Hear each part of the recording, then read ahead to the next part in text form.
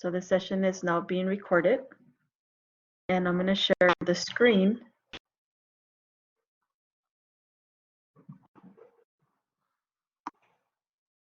So now the screen is being shared.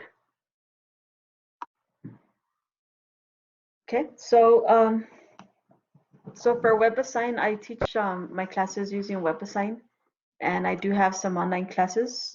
However, unlike my math lab, in my math lab, I can actually create, and I want to show you the difference so that you can see why I use Blackboard as much as why I use Blackboard quite a bit for my online class when teaching a book that uses Cengage. So just really quick, let me log into my math lab so that you can see the difference of what I'm trying to say.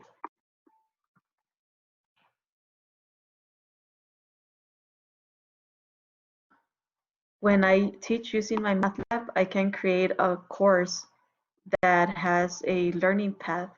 So for example, if I click on this one, I can adjust the tabs on the left side any way that I want. I can click a chapter and make it be what I want it to be, what I think is a learning path for the students. They can watch a video, take the notes. Now we look at a Webassign course. The student, let me open what the student would see. All they're getting here is they're going to select their course. And this is what the student sees. So basically, if you notice here, they get all their assignments listed here for them. Okay, and then on the right-hand side, they have, excuse me, my class insights, which we'll talk about in a little bit. And then you can put announcements for the students. And then on the left side, towards the bottom, you can add resources for the students. So notice here, I have these resources, and then you can add the textbook resources. And so these are all the videos, but there's really no, I guess like a path where you can break it by chapters or by folders. And so the students are really just gonna come in here and look at all the videos. And I'm gonna show you how to add these videos as well.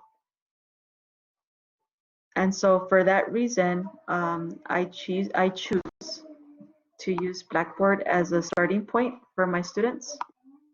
And so this is what my online students see. And this is actually what first I'll show you my online class. And so on the left-hand side of Blackboard, they have the syllabus, and here for lecture notes, I actually put the notes that I use for my classes. I have a handout for them and a PowerPoint. And all the chapters are listed here, and they're set up the same way. So there's all the chapters that we cover.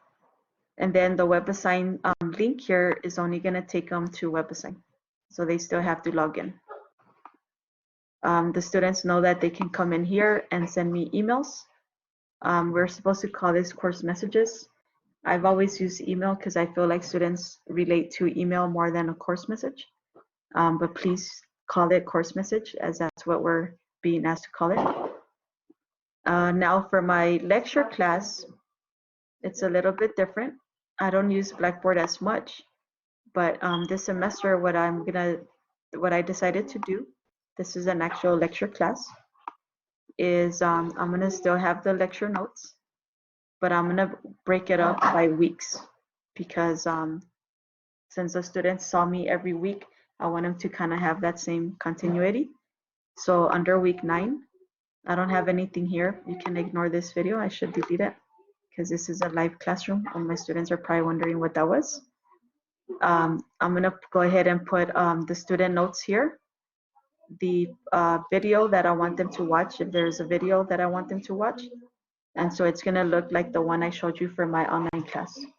they'll click on Webassign, and then they'll be able to log in. So this session isn't on Blackboard. I just wanted to stress that Blackboard is a good tool to use in combination with Webassign. So let's go into Webassign. As an instructor, when you log in, this is what you see. And I'm going to show you today how to create a course. So some of you have no courses set up yet. And if you use 1314 and 2412, for example, your lab assistant, if you're at VV, already has a class that they set up. So you can continue to use that if you like. For example, this course right here, the first one you see, this was created by Mr. Harmon. So if I click on all, you can see the assignments. He uses this for quizzes and practice quizzes. He also has homeworks as well. For me, I don't use the homeworks because I do my own homework. But you can, let me press on reschedule so you can see.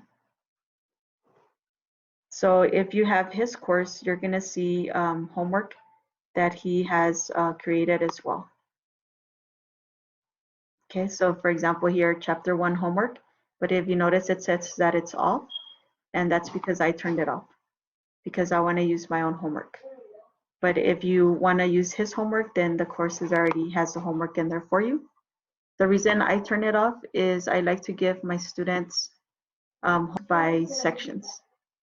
Instead of like 3 or 4 sections together, I like to give it to them in just by sections. So for example here, chapter 1 homework section 1.1, 1.2, 1.3, and so on.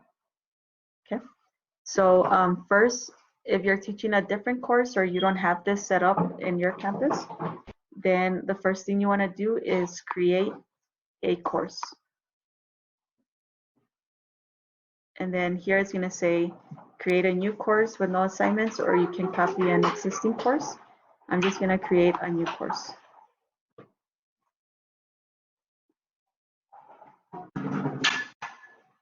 So you can give it a name. I usually like to put my CRN and the title.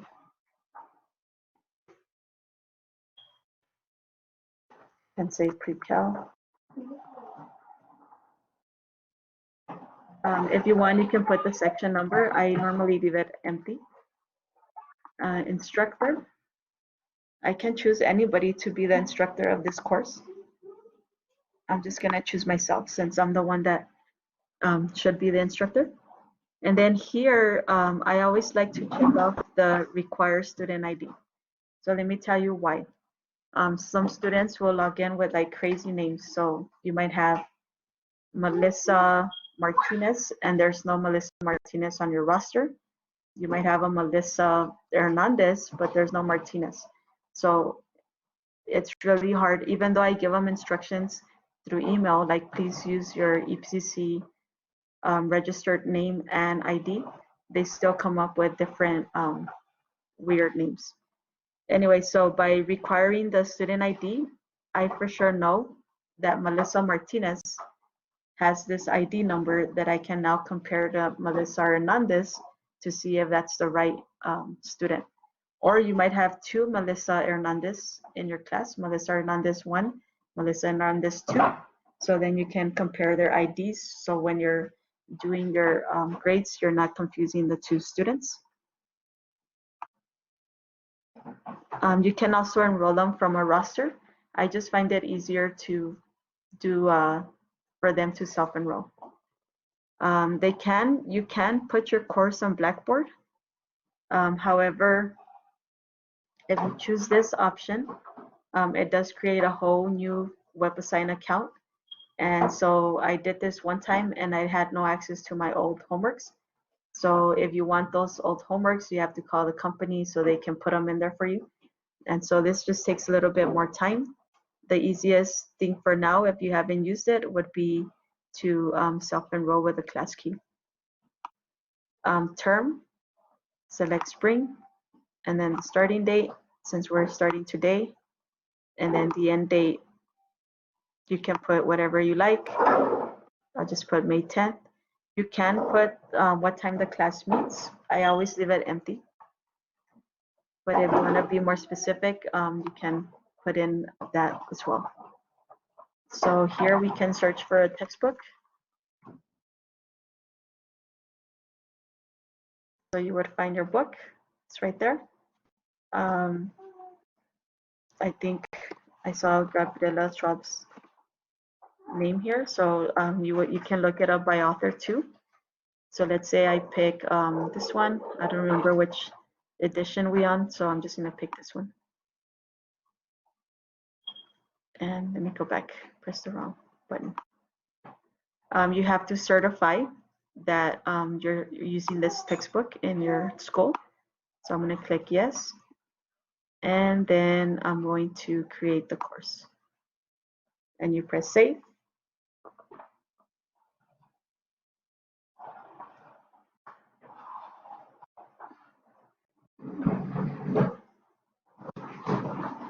And so it's going to create our course. If you don't want to see these messages here, you can just delete them by pressing the trash can. I'm going to leave them here because I haven't read them and I want to see if I need to read them later. Now that you created one course, let's say you have 5 sections of this, then you can add a section. And I like this tool, and I'll show you why I like it here in a second. So let me call this, I'm going to say just something like this. Or maybe I shouldn't call it once because the other one was once. I guess I need to copy from, but I didn't have a section, so let me give this a name.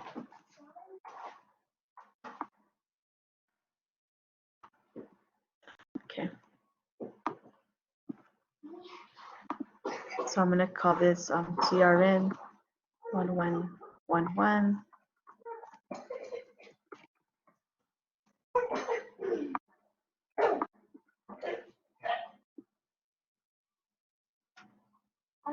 You can add more sections as well. You can add the 3 sections. And so if I go to my home screen, you're going to see my sections here. They're at the bottom. So I have my CRN section here. And then I have the second one, section 1222. Okay, so let's work in this one here. And just keep in mind, in a little bit, you'll see why I like to create sections from a section that's already complete. So when you click on here, if you notice, there's nothing, no assignments, there's nothing there. But first, let's talk about your roster as your students are joining the class. You'll see them here. How are your students going to join the class? They got to press on class key. And right here, this number that you see here, the EPCC 2091, that is the class key that you need to give your students so that they can register. So when they want to register, they would come in here and they would enter a class key. I don't know if I copied it. Copy this. Enter a class key. And I guess it was EPCC 2091 enroll.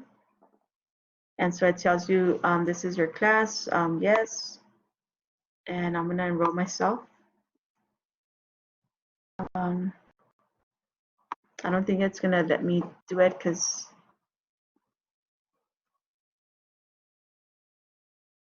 I don't have a student account. So let me just go. But that's how your student would enroll. If they don't have an account, they would create an account. Let me go back.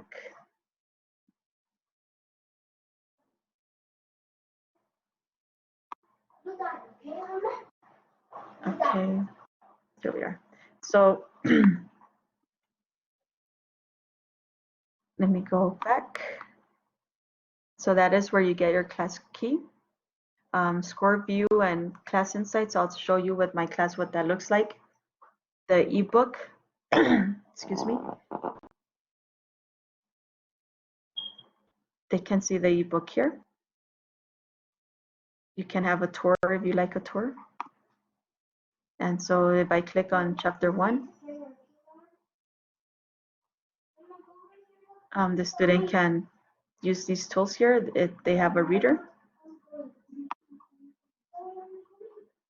And you can manipulate what you want it to do.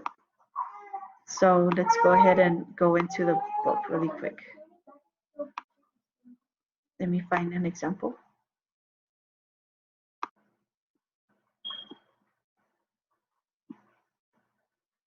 So here's your book. And let me go back to Webassign.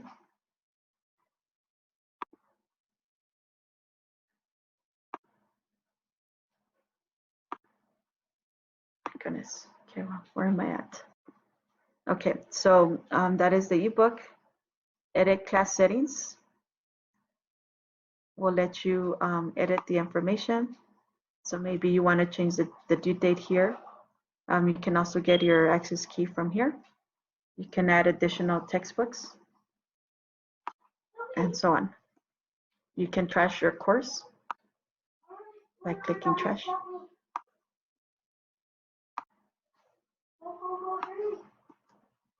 Communication. Under communication, you can have you have extensions. This is for whenever there's an assignment that was past due, you can let students ask for extensions, or you can say there's no extensions. Okay, so if you click on settings, you can have input your guidelines for class extensions.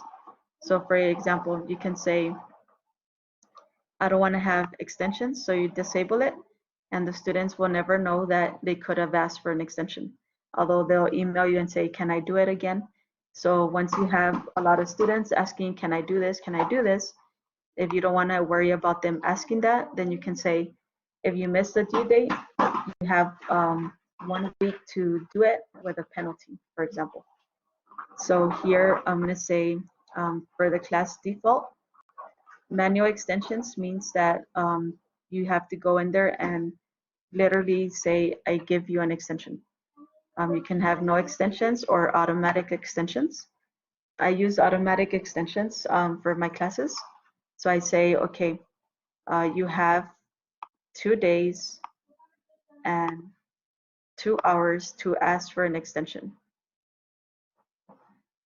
Request per assignment, you only have 1 chance to ask for an extension. I'm going to give you a penalty of 100 points for asking for the extension. It's pretty, 10 points. You can do percent unearned or total. And then the extension window is going to close, let's say 3 days after. Okay, so the first one is how long they have the extension for. This one here is going to say, once the due date passes, you have 3 days to ask for this extension. And then you can, so right now I'm setting up the class default.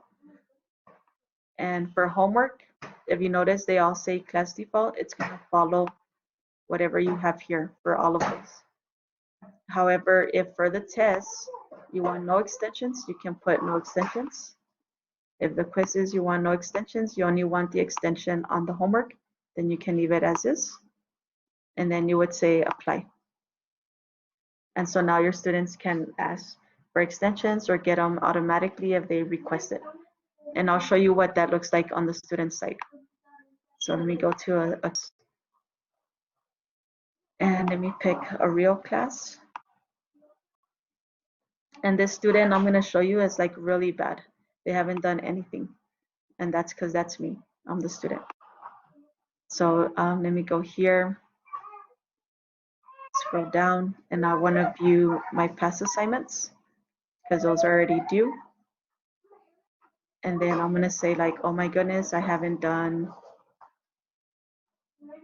didn't do this homework. So If you notice here, it says request extension.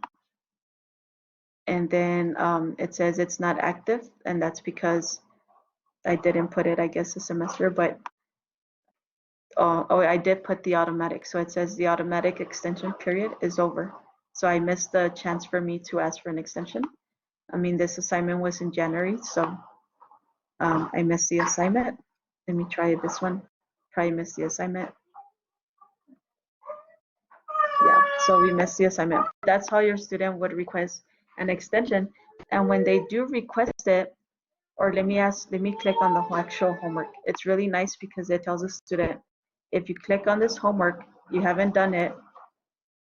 If you ask for an extension, let me see if it does it here. Here, right here. The due date for this assignment is past. Before you view the answer key, because they can view the key, decide whether or not you plan to request an extension. And so if they click on the view the key, the extension will no longer work. In other words, they cannot do the assignment.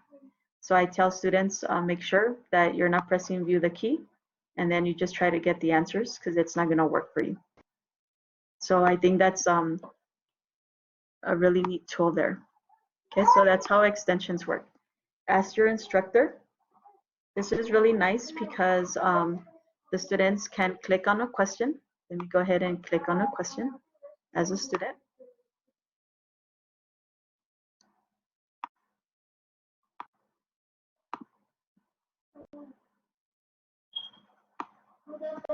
So I'm just going to click on here.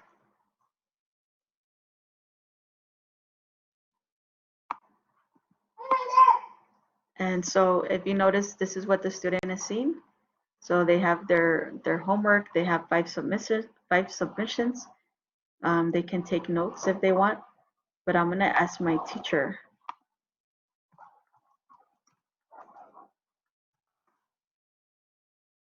And I'm going to press send. So let me check. I think she has a question. Okay. So I already pressed send, right? So now it shows here that I sent a message. So let me go back to my class.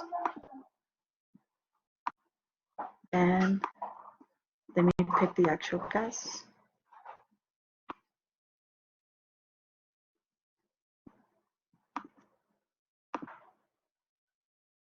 So I guess this is a good place. So you see this little mailbox up here, that's your messages.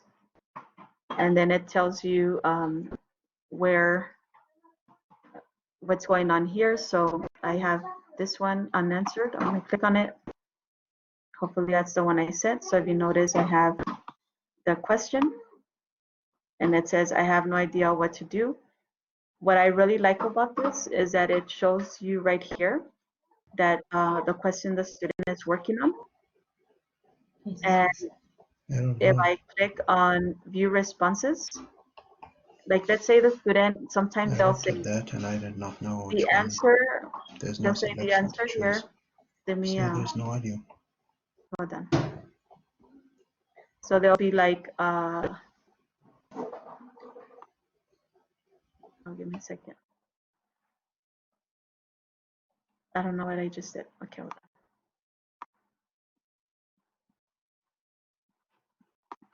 Okay, I don't know what I did here. Center, I cannot hear you. How do you send the message? Here. Okay, so let me go back. What I like about here is that let's say the student actually entered the right answer and somehow the system counted it wrong. You can say view response and it takes you to their homework. And then you can say, okay, I know they did this question right, so I'm gonna just give them the points. And I'll talk about that in a little bit in more detail. So I'm gonna say add the 4 points for that question. And then I press save and it'll change the points over here. Okay, so let me go back to where I was. So again, the point here is that they can ask you questions. So it's gonna say unanswered and then answered. Once you answer,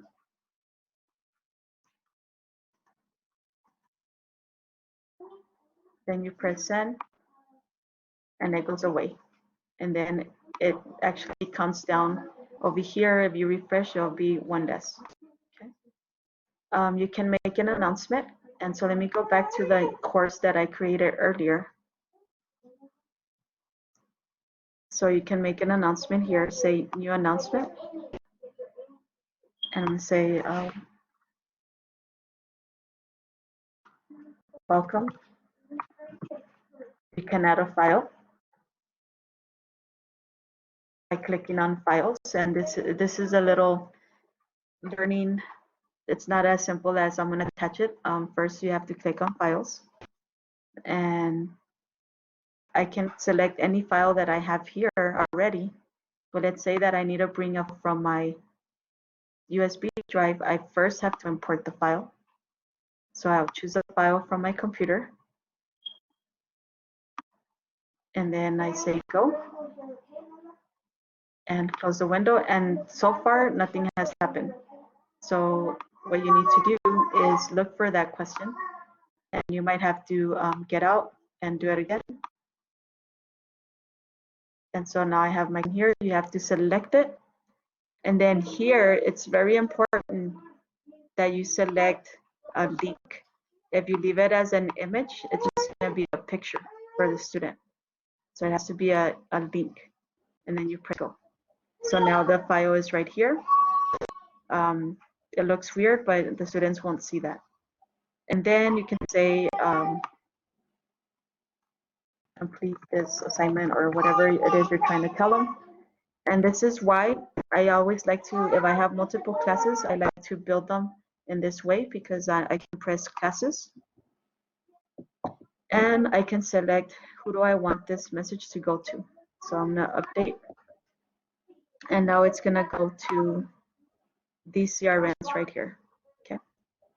You can put the dates. I just leave them the way they are, so the whole semester, and you can preview it to make sure that you have everything that you want. So here's the handout, and then I'm going to press save, and the announcement is there. So the students will see, oh, I have one announcement that is right here. You can send them for future, or you can archive them. I don't use the forums. I don't even know. I'm guessing this is for you to put people in groups, but I haven't used this. And then the private messages is for you to send an email. So you would click on contacts, and you would select the student that you want to send the email to. And then you would write your message and press send. Okay. So that is the those tools on the left-hand side of the screen.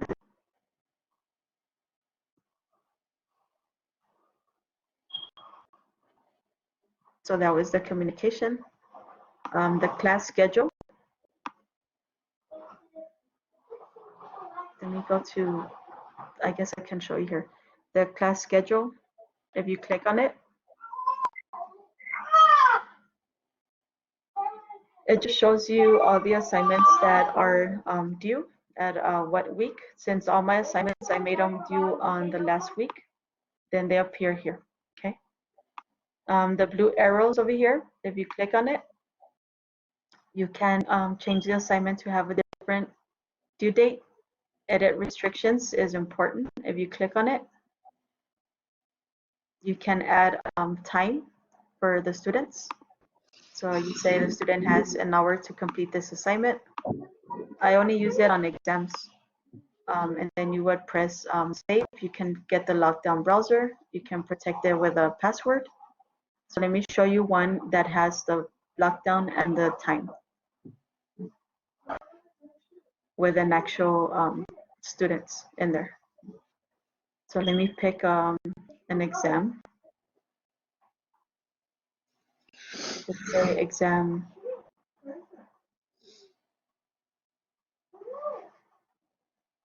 Let me go back. Let's say I go to exam 1. So let's say a student missed exam 1. and they want to, because I had deadlines for my exam. So let's say that a student missed the exam. So you can go to edit restrictions, or maybe they were locked out. So sometimes students will tell you, well, I was taking the test and then my computer died or the internet gave out. And once they click on the test, the timer is going to keep going even after they shut down the computer. So some students think, oh, I'm just going to close my computer and then I can start over. But what they don't realize is that once you open it, the time goes on even if you're logged out. And so let's say a student has a good reason.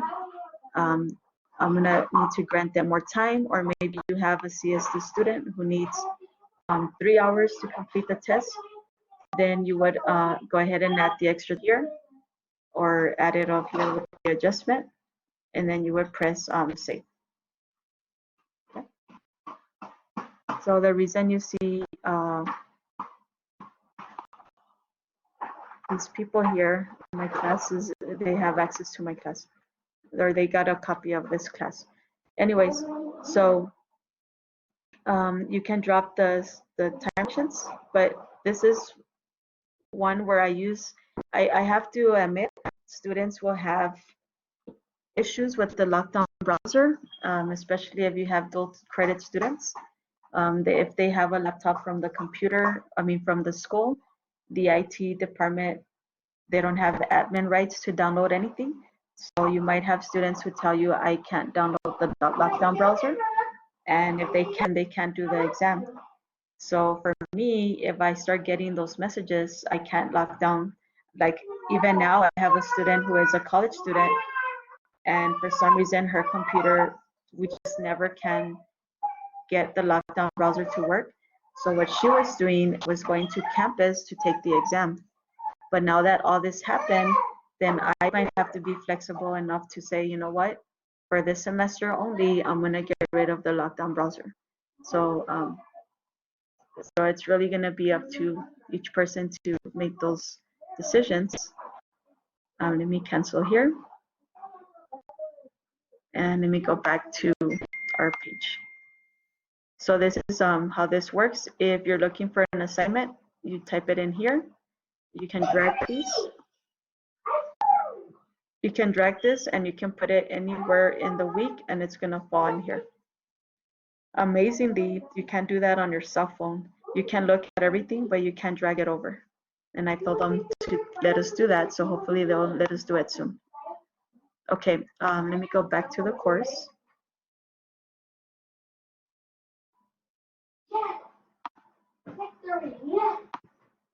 So that was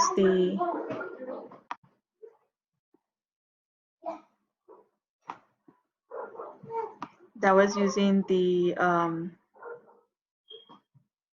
class schedule. Okay, so now I'm going to show you how do we create or how do we make the resources available.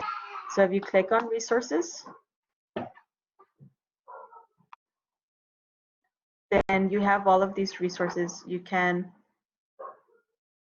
this you're not going to have because these are documents that I put myself. So I made an automatic extension and how it works for students. Getting started on Webassign. Okay, so this is what comes with all the textbooks. If you click on here, you can check mark these.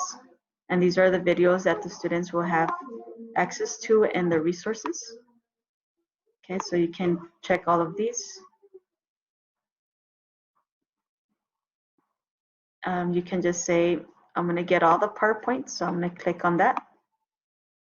And I can add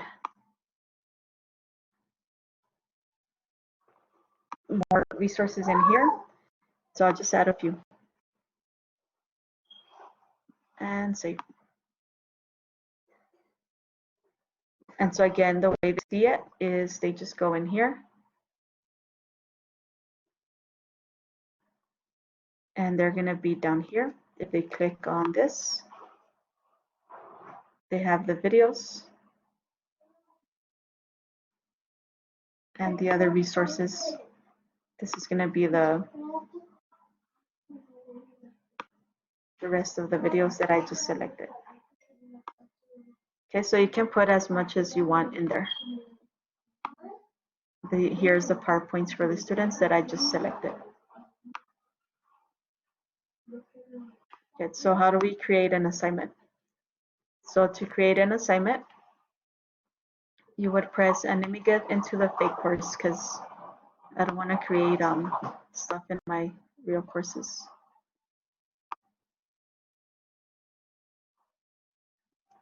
So where's my fake courses?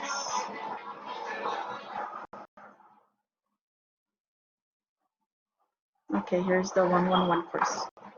So I'm going to click on this just to make sure I'm in there. I'm going to create an assignment. You can create a question yourself, like if you want to be creative and do your own question. That's going to take a little bit of time maybe to learn it, but it doesn't take that much time. You can create an assignment. So I'm going to click assignment. And I get this template here. You can use a template. You might not have anything on your template. So you just pick whatever. I'm going to pick Chuka homework. And you can still edit it. So if you press edit, it's going to say what category. So here is important. If you're creating a homework, a quiz, a test, if you notice, I have like extra stuff in here. I have an in-class assignment, extra credit, practice, and then I have another one that says test. So I normally just use homework, quiz, and this test, and that's about it. Okay, so submission, 5 questions, 5 tries on the question, and then here they can choose to, you can do it by parts, or they can submit the entire question or the entire assignment. I do parts. What this means is the student can log into their homework, do maybe like question 1 and 2, and maybe question 2 has 3 parts, but they did the first 2 parts, and then they log out and they come back tomorrow to finish the homework. And so that's what that means. Scoring answer, I use the best score for each question. So if they have 5 tries, they can use the question. If you want to see them show your work, so you can have students show work by making it required or optional. The way the students would show your work is basically it's an image that they have to upload. So they would take a picture of their work on their paper, upload it, and then you would open it, view it, and give them a grade for that. I have mine on disabled. Here, you can randomize values, or you can have it the same for all the students. I say use different values for each student. Some let you randomize the materials and some don't. Okay, assignment display all the questions at once or one at a time. I like to do all the questions at once, only because sometimes some students want to go do a easier question first, for example. You can randomize the way the students see the questions. So maybe question 1 is actually question 10, and somebody else sees question 2 as question 3. I just leave it the way I put it on the list. You can give permission to other instructors to work on this. So I have a group that's called Online 1314, and then I have a group with my friend here. And so basically what that means is these people will have access to this assignment. And then you can say they can edit or schedule, or you can only make it private. You don't have to do anything here if you don't want to. And then the learning tools, I want my students to have access to these tools after 1 submission. You can do it after 0 submissions or after 5 submissions, or you simply can do it after the due date. Students love the practice another version, and so I have this at 0, and I always change it because I haven't changed my profile, my access here. And then the answer key, I want them to see it. I have to come in here and take these away. So you always want to take these away so they can only see it after the due date. If you leave them here, they can see the solution and then they would just enter the answer. So, And then here they can, you can have check marks and X's after one submission, or so basically you can leave the student wondering if they did it right or if they did it wrong till the end, or as soon as they do the question, they can see if they got it right. Automatic point adjustments.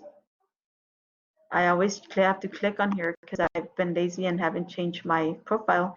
But even though it says none, I have to say none and update it so that it says no conditional points. What this means is maybe you want to reward your students by saying, okay, if you submit if you submit it early, I'm going to give you 10% for answers submitted more than 1 hour before the due date. And so anybody that does it before the due date, an hour before the due date, gets an additional 10% grade. So you can do that, or you can penalize them. Let me put this back, none. Numerical tolerance. I usually just let it, like I don't do anything to this one, but you can try to change it. And then I just leave that alone. So I'm gonna call this homework number 9. So we all have our own naming for homeworks. You can add a description, you can add a file. So here I usually add a PowerPoint, or I can add a PowerPoint, for example. And make sure you make it a link. Press go, and I can say, actually, let me put this down here. And I can say, please watch, please go over the PowerPoint before starting homework. So now we grab the questions on question browser. So I'm gonna go find my book, okay, because this is not the book for this class. So I need to find the textbook. I go to home, and here's my Zeal textbook. And I'm gonna say that I'm on chapter 4 right now. Okay, so I wanna view all the questions, or you can view at one at a time. Over here, they give you different viewing options. So I like to look at the micro view.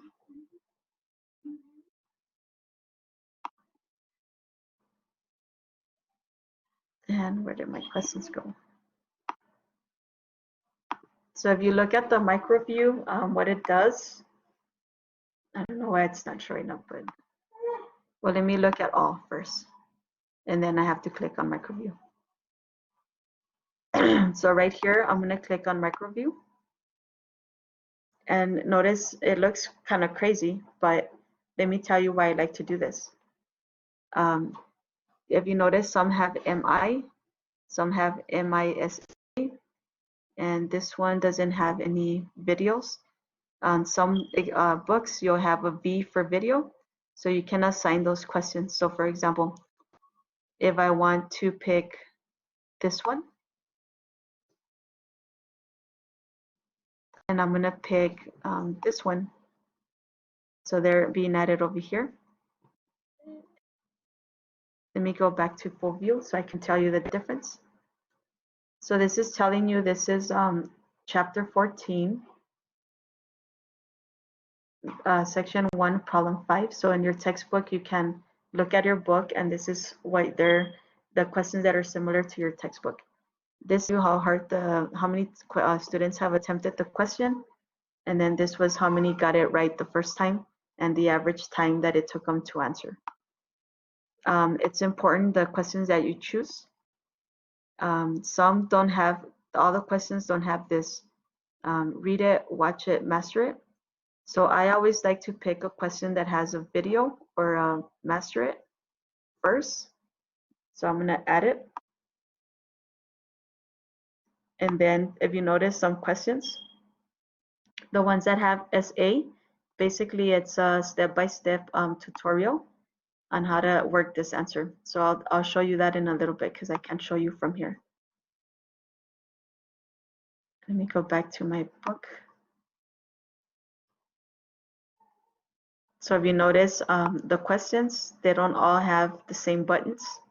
Read it, watch it, talk to a tutor. And so you want to pick some that you think will help your students. And so let me just add a few more. Okay, so let's say I'm happy with this. Now you can change it. Like if you make a mistake, you can say, okay, I really wanted this question to be number 1. So I'll do it for you. Okay. Made a mistake, delete it. And then we're gonna say update. So now your questions are listed here. You can click the arrow to see the actual question, or you can say, I wanted to expand all of them so I can see all the questions. Since I want this question, each question is 1 point, you can edit this and say, no, I want my assignment to be 100 points. And then you can say distribute, and it's gonna distribute equally the amount of points for each question. Okay, so now you can see the question here and everything looks good. So now you can say, I really want to preview it like my students. So you can say preview assignment. And this is what your student is going to see. And they just work it. They don't see the answers, by the way. This right here. Okay. Unless you say that they can. And so I'm good to go. So I'm going to say save.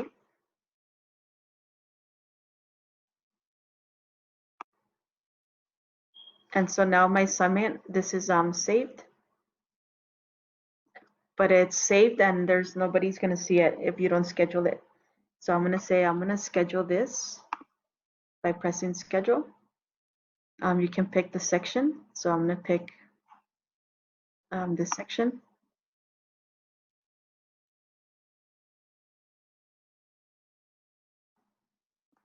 And then I can drag it and I'm going to put it in, let's say week 2.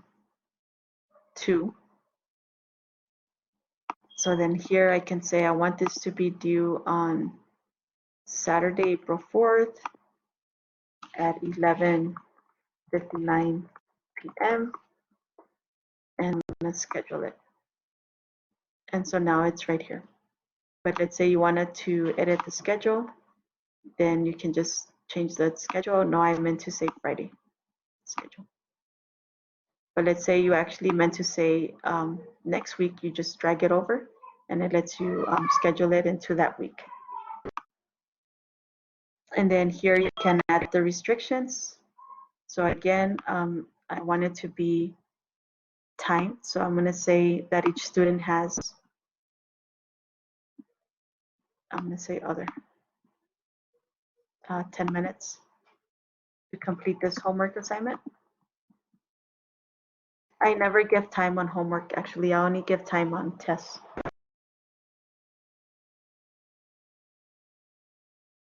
Let me go back.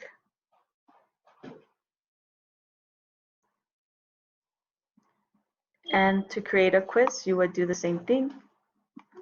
I'm going to create a assignment. And everything works the same way. I'm going to say homework. I'm going to edit this so that I can click on quiz. How many times they have to submit the quiz. And you go through the same process. And then you press add your questions and you save. So it's the same process for that.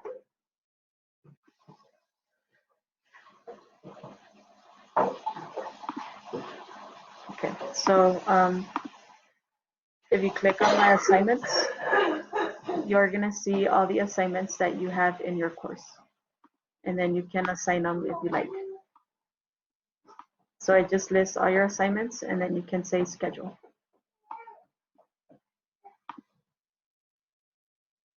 Now for your gradebook, you can press on Gradebook, pick your course. So click that course. And you can have the wizard do this for you, okay, if you like.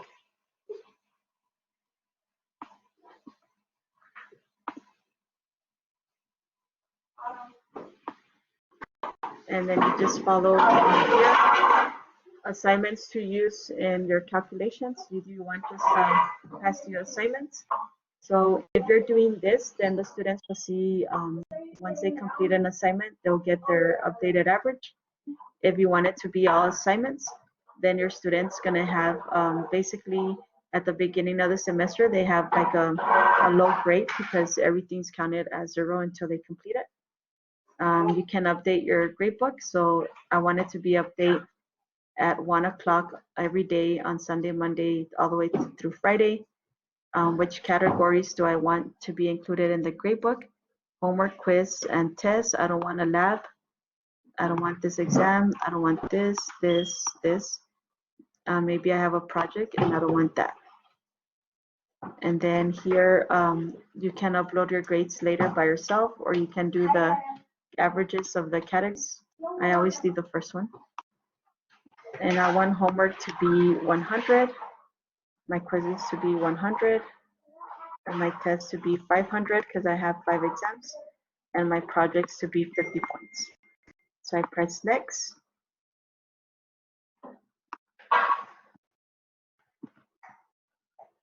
And I'm going to press next. So here it gives you all assignments in a category are weighted equally, or all assignments in a category are weighted according to the number of points in each. Okay, so I say weighted by points.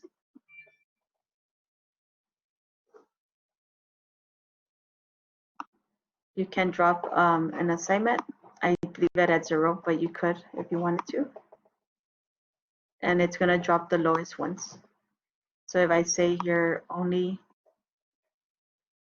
if I want to drop 2 homeworks, it's going to drop the 2 lowest homework assignments for me.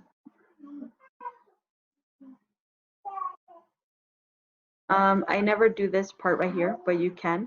Like if you want A+ to be 100, the minimum, so you want it to be a 95. I don't know that. I just leave this blank. Then I press next.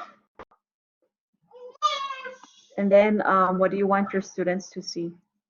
I want them to see their final grade, their grade, and I don't need them to see the class average.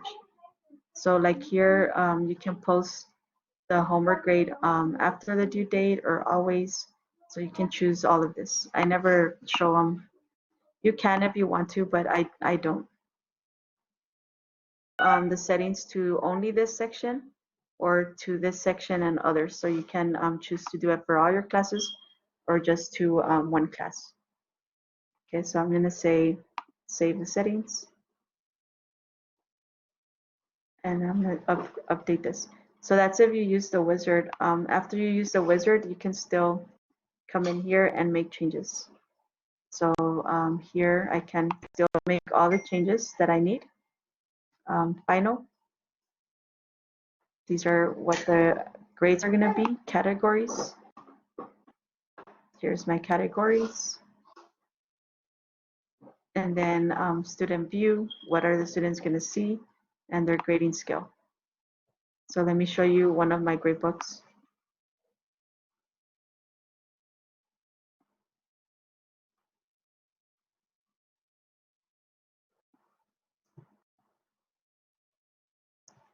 So let me select the class and then just, well, you can see just the categories. This is what I wanted to show you. So here, as you can see, I only have these 3 in my gradebook. And then for categories, once you have assignments in here, you can go into each assignment and make changes. So if you want this to be worth, have more factor in your weight, then you can. You can drop from the gradebook because maybe you made a mistake and everybody freaked out, so you can just drop it from your calculations or from your gradebook, or you can just count it as extra credit. So sometimes I like to put an assignment and then I can just count it as extra credit. Or if you don't want this to be one of the ones that this drop, you can put not allowed to drop. So those are the options there. And then you have your student view. And so this is what they're going to see, just the average. And it's posted always for them to see it, find their grade. So the student can just scroll down and they can click on my total and they'll see their grade. So they can press 0 and it's going to break it down further for them. Or if they want to look at the homework here. I really like this. Sometimes I just print this for the student and give it to them. And they can see all their assignments and what their grades are and how they're being calculated.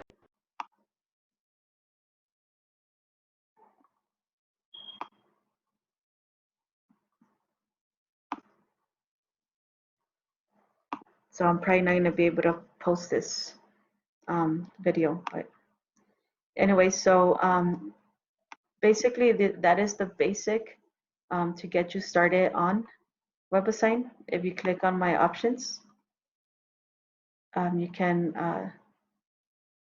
go to settings and you can change the color of your screen. Maybe you hate green, so now everything will be in blue. Maybe you want it to be in Spanish, and your students can do this as well. So change your tabs to Spanish. So let me go back to English. I think I'm supposed to press this one. Ya guardar. The format for your time, if you want it to be 12 to 4 or 24 to 16:30, and so on. Where do you want students to be your home page? Okay, so you have options there. Okay, so let me go to the, I think this is supposed to end at 12, but let me go to the Blackboard. Is there any questions so far? I know I'm going through everything, but this is a very basic of how to at least create an assignment and a homework.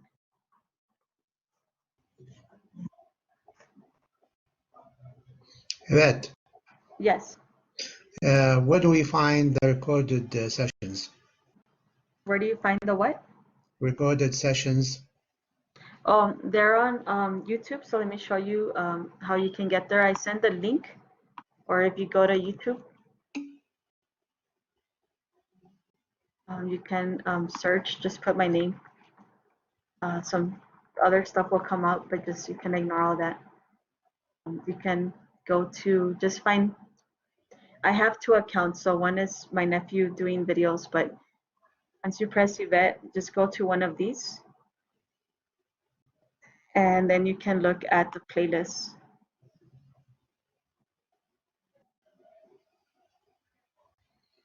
Let's see.